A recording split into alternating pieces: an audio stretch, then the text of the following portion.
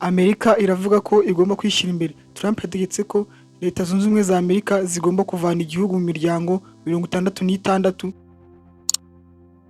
Ese iki ni igikorwa cy'intambara mu mahanga cyangwa ni intambwe yo gushyira ukuri ku nyungu z'igihugu? Washington DC kuwa 7 Mutarama 2026, ibiro bya Perezida wa Leta Zunze Ubumwe za Amerika White House byatangaje ko Perezida Donald Trump yashyize umukono ku cyemezo gikomeye cyo gukura Amerika mu miryango 66 mpuzamahanga, harimo imiryango 31 ya United Nation n'indi 35 itari iya Loni n'undi umwe wa Al Jazeera. Mu itangazo ryasohotse, White House iravuga ko iyi miryango itakiri mu nyungu za Amerika kandi ko gukomeza kuyishyigikira byakomeza gutuma abanyamahanga bagira ijambo rikomeye muri politike ya Amerika. The Jerusalem White House icyo ivuga, iyo miryango yakoreshwaga mu bikorwa nk'ibijyanye imihindagurikire y'ikirere, amahoro, uburenganzira bwa muntu n'uburezi, ariko ubutegetsi bwa Trump bwanenze ko itageze ku ntego zayo neza. The White House, Trump yemeza ko aya mafaranga y'abasora yakwifashishwa mu gushyigikira ibikorwa bifitiye inyungu Amerika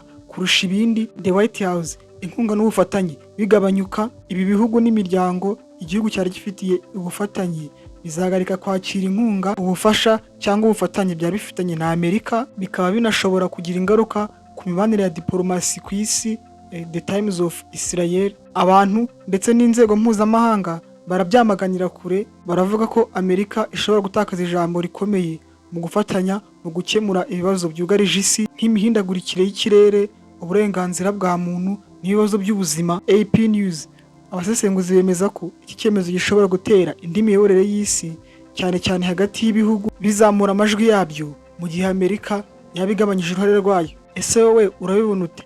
Trump yafashe icyemezo kizima cyo kwikura mu miryango 66 yose, cyangwa ubwo bugiye guteza akaduruvayo ku isi?